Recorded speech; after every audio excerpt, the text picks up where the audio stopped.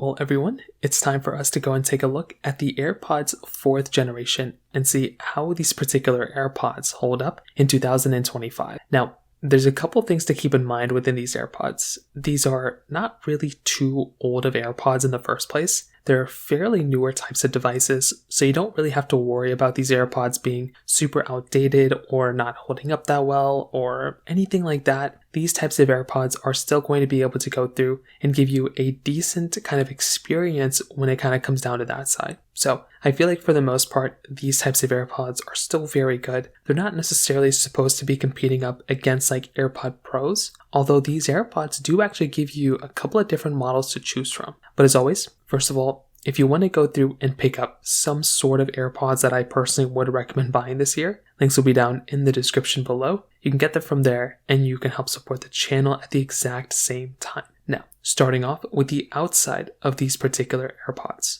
The design of these AirPods still look pretty good for the most part, and they do look pretty much what you'd expect from a majority of different types of AirPods Apple has made. They have these white type of casings on the outside. They are designed a little differently than the first couple of AirPods, but they're relatively the same as the AirPods 3s. And for the most part, they all look pretty good. I feel like these are really nice looking AirPods.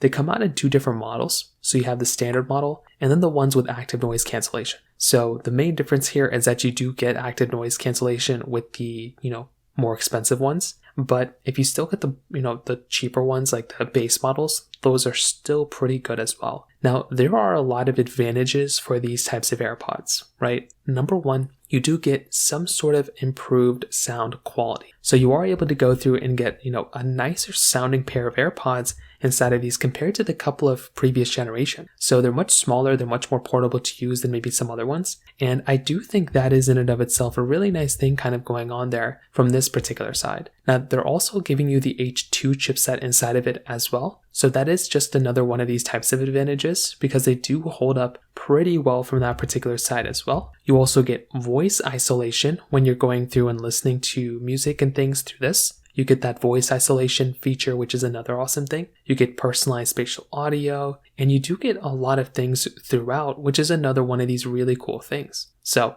I do think if you're looking at these types of AirPods, there are a lot of cool little advantages that are kind of snuck throughout. And even things like IP certification, you get USB Type-C charging. They're very nice types of AirPods. But there are some limitations or some things that aren't necessarily the best for these types of AirPods. Number one, they're not as of a good fit for some people. For me personally, AirPods 1s and 2s were the best, followed by AirPods Pros, followed by these ones. These ones just don't fit in my ear that well. Although the sound and everything is good, they just don't give me a good experience from that side, which has always been something I really didn't like that much. And maybe I blame myself for it, but that was just one of those things that kind of ends up happening here. So it's not a consistent fit depending on who you are. With active noise cancellation compared to AirPod Pros, even with that active noise cancellation option, that one also isn't as good of an option compared to maybe the AirPod Pros that we basically have. There's no user adjustable EQ.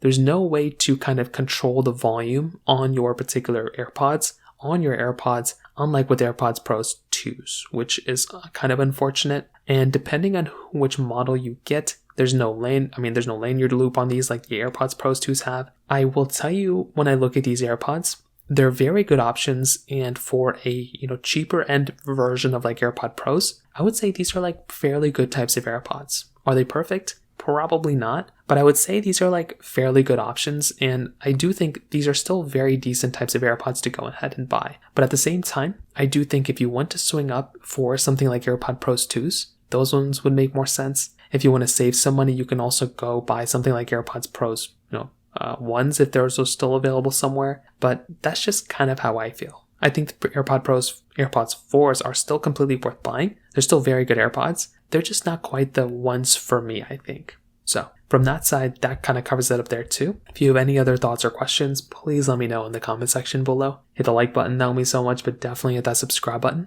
More importantly than everything else, I love every single one of you guys. Hopefully I'll catch you guys in the next video. Peace out till then.